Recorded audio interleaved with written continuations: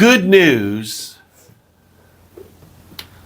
oftentimes doesn't come to us in moments of repose or in seasons of blessing. Good news comes to us at times that can be challenging for us. That good news is designed to bring us joy, to stir hope in our hearts. And yet, it can be challenging for us to receive.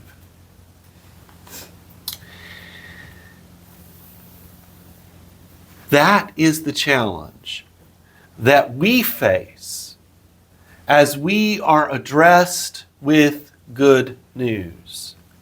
And it is the challenge that our neighbors will face when we address them with good news. This morning's passage is not so much designed to instruct as it is to inspire.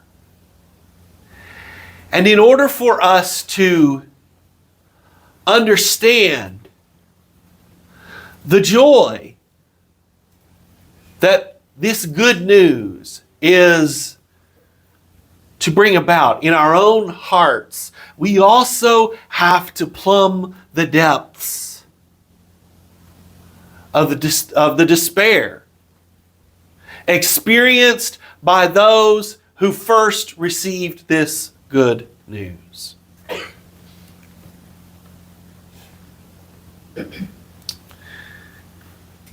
I frame this first part of our conversation this morning in terms of the fearful absence of God. It is something that many of us who walk with Jesus have felt. Seasons in our lives where it feels as though God has abandoned us. That God has left us. That we are truly alone. It was an experience that God's people knew all too well. And it wasn't just an overactive imagination or a heart that refused to believe. If you look at the early chapters of Ezekiel, in weird and wild imagery, Ezekiel shows the presence of God leaving the temple, leaving Jerusalem.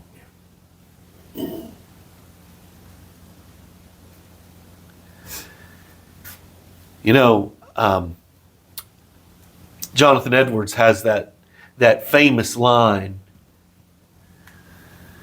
runs something like, "It's a terrible thing to fall into the hands of the living God. Well, it might be worse for that living God to be nowhere around, to be entirely left to our own devices." That's the emotional reality that gives this proclamation of good news such potency. It is why the prophet tells the people, tells the watchmen on the walls to rejoice. Because God is here. God is coming. God is on the way. And you will not miss him. Reminds me of that scene in J.R.R. Tolkien's trilogy, Lord of the Rings.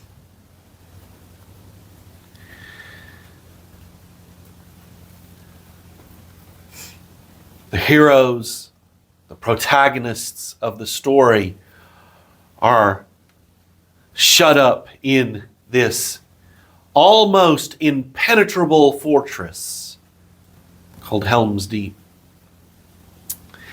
And outside the walls is an almost innumerable army of vicious enemies. And the war persists and persists and persists, and the fortress is about to be overrun. And suddenly, on the horizon, at dawn, Gandalf the Grey appears, just as he promised. And he's not alone. There's an army with him. Tolkien does such a marvelous job of drawing us into the emotions of that world, into both the existential despair of knowing that our death is nearly certain. And all of a sudden, victory is snatched from the jaws of defeat.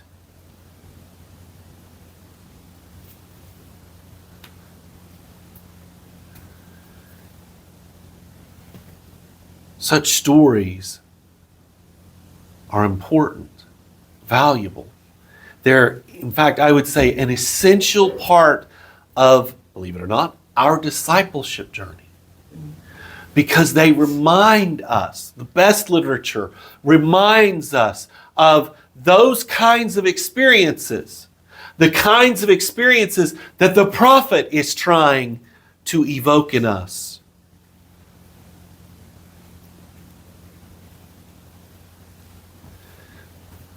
The desolation, the disillusionment, the despair, yes, but also the joy and the hope. The word hope is never used in our text, and yet hope is so much what this prophet's message is about.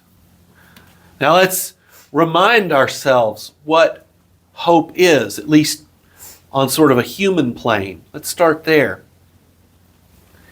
Hope, Arthur Brooks, the Harvard University economist, tells us, is the sense that you have the power, the ability to do something positive in your own life and in the life of your family, in the lives of those that you love.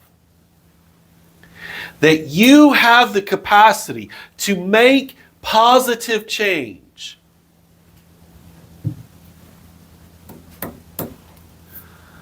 But what happens to that hope when it runs up against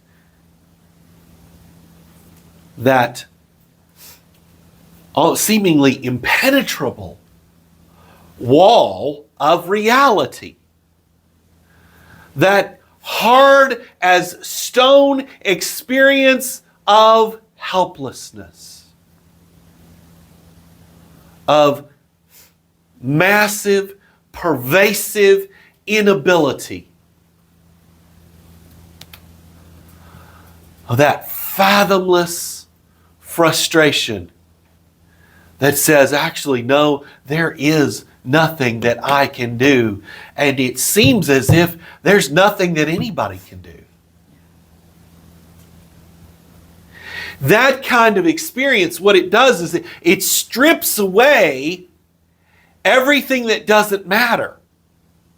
and maybe even some things that do. It strips us down to the core of who we are. Not as citizens of America, or even as Christians, or as, no, to the very core of who we are as humans.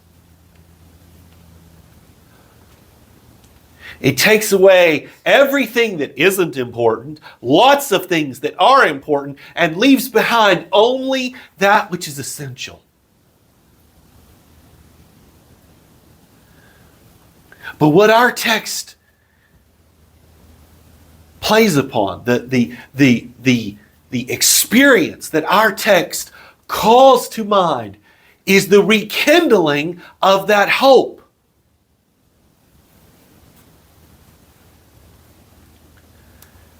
Now, let's be clear.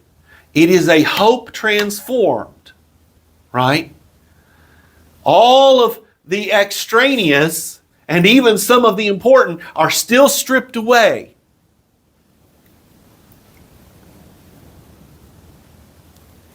And yet, Christian theologians would say that it is a truer hope. It is a hope that is centered on God. Not on human initiative, not on human agency, but on God. It is the hope that we will, in fact, have a future. Nothing else matters if we're just going to cease to exist. It is the hope that our suffering will not be in vain. It is the hope that our lives will have meaning. Those two things are very often interrelated. It's awfully hard for us to not feel as though our suffering is in vain if our life doesn't seem to have any meaning, doesn't seem to have any significance, any lasting worth.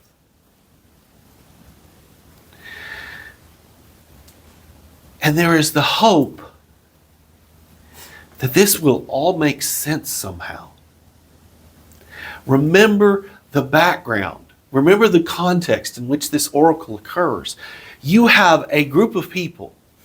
It doesn't matter that God told them over and over and over again what was coming and why. They still were confused by it, as are we very often. They still didn't get it. They still experienced that disillusionment we talked about last week, where all of your plausibility structures are just blown to bits. And you don't think you understand the world anymore. You know, the weird thing is, as humans, we just are not made to operate in that way. We just aren't. We don't function well that way.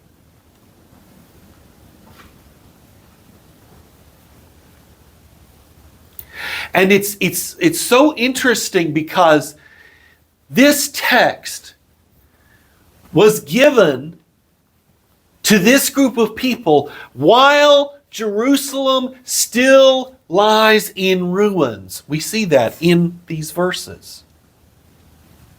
Say to the ruins of Jerusalem, right? And yet, that's what is so audacious about hope. Is that hope often springs to life while we still live in the Shadowlands.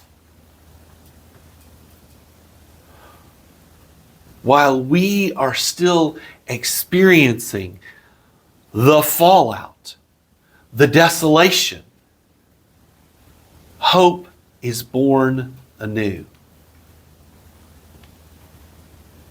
And that's what's happening in our text. God speaks of what he is doing first as something he will do. So there's this anticipation, right? But then he switches and starts talking about it as an accomplished reality, as something that they are presently experiencing. It is something that God does through the prophet in order to emphasize how certain this good news is. This will happen. This will come to pass.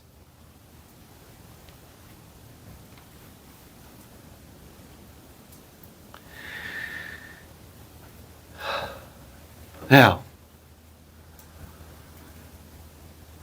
what does this hope really look like? What does it mean? What is it promising to this group of people? What are they to receive out of it? A central benefit that they receive is peace. Look there in verse 7. Notice how the second line of this stanza and the fourth line are paired together. The first and third are paired together, and that's real obvious. So that helps you kind of establish the pattern of the poetry. So he says, blessed on the mountain are the feet of those who bring good news. And then the third line is, who bring good tidings, right? So what that does is it helps you establish the pattern. Oh, well, that means 2 and 4 must be related. So what do you have in lines 2 and 4? Well, you have the mention of peace, the mention of salvation, right? So what the prophet wants to communicate is that this salvation that God is promising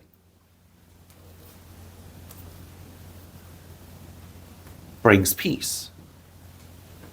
Now, that peace manifests itself in a couple of ways, we might say. One is an essential part of the prophet's message. Look there at the end of verse 7. Our God reigns. Your God reigns, right? It is saying to the people of Judah, chaos will no longer dominate your lives. No longer will these Babylonians and their false gods be the ones who set the agenda. No, God himself, the Lord, who is in covenant relationship with his people, that God will reign.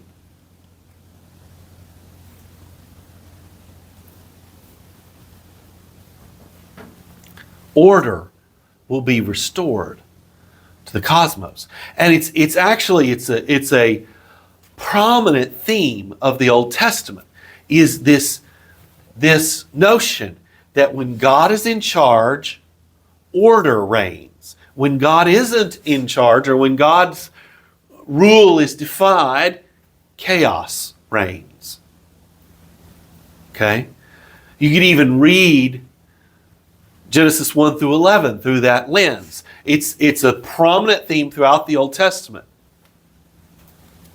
That's sort of the precursor to this peace we're talking about.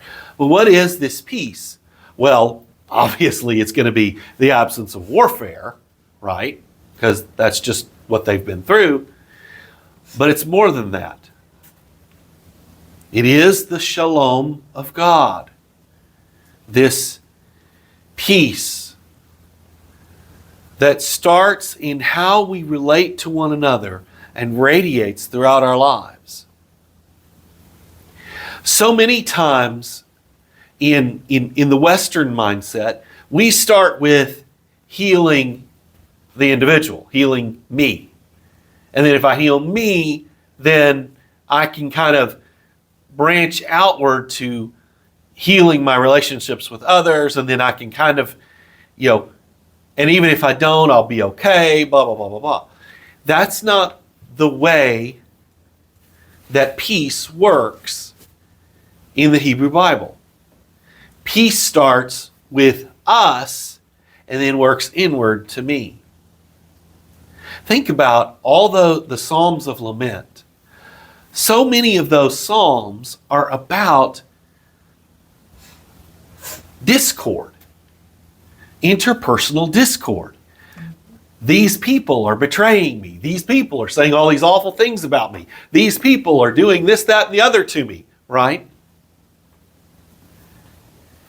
That occupies a big part of the different psalmists' complaints, David and otherwise, right? And there is an absence of peace. Well, God is now proclaiming peace.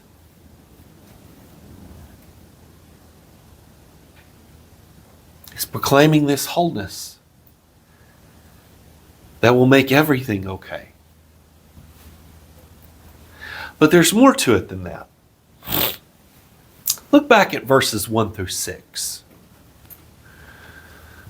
We didn't read those this morning, but there's a lot of interesting stuff there. Notice what will be the consequence of this good news that is mentioned in verse 7. That's how that works. Judah is urged to if you wanted to put it in our language, take heart. The actual text says to strengthen yourself. Why? Because you're going to be set free. There's going to be liberation from oppression. Impurity is going to be exchanged for holiness. Now, to us, that doesn't necessarily resonate because we don't function as a clean, unclean culture. That's just not kind of how we think, even though we do that a little bit. It's not top of mind to us. But for them, that was very important because they understood God is holy. If we're going to be in relation to Him, we have to be holy. And not just us, but everything around us. Right? We don't want to be separated from God. Their disgrace will be transformed into honor. That's a theme that's hit on a couple of times in these verses. Their disgrace will be transformed into honor. Public perception. Remember, in our culture, we try as much as we possibly can to insulate ourselves and especially our children to public perception. We don't want them living their lives according to how the crowd sees them. And that's wise. That's good. There's nothing wrong with that. It's just that the Bible's rather realistic about us as humans. We want to be seen as honorable. We want our public perception to be positive. It's just how we're made. It just is. And we don't want to be embarrassed. We don't want to be disgraced. Some people are more sensitive to that embarrassment than others, but none of us like it. But maybe the most important aspect of this is in verse 6. they will know their God.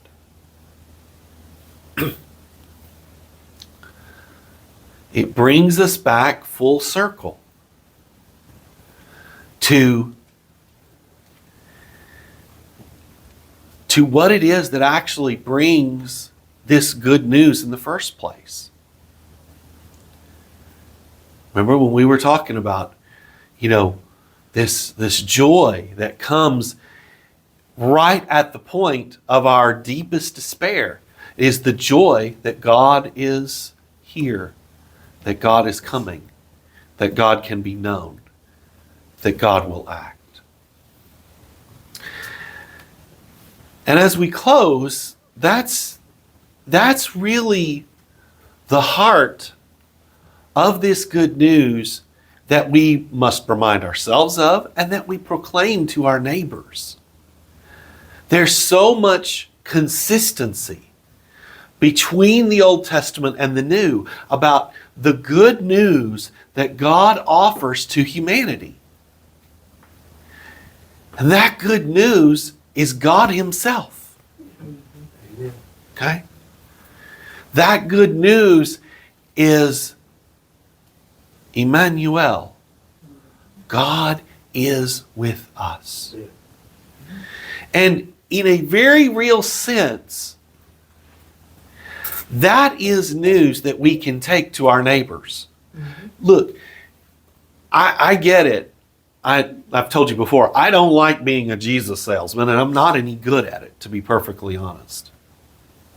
And nobody wants to make promises for God that He can't keep. And nobody wants to trivialize another person's suffering with religious platitudes. Nobody wants to do that. But the good news is deep enough, sophisticated enough, and robust enough to speak into even the most egregious, the most horrifying, the most burdensome suffering.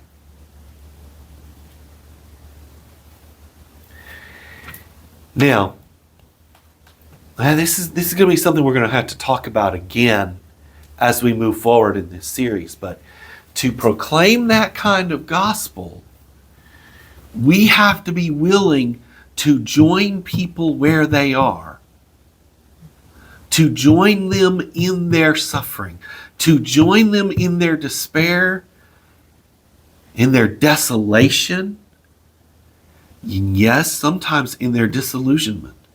And sometimes they're going to be disillusioned with God. But you know what? Some of us, if we're honest, we've been right there. And God met us where we were. He will meet them too. Let us pray.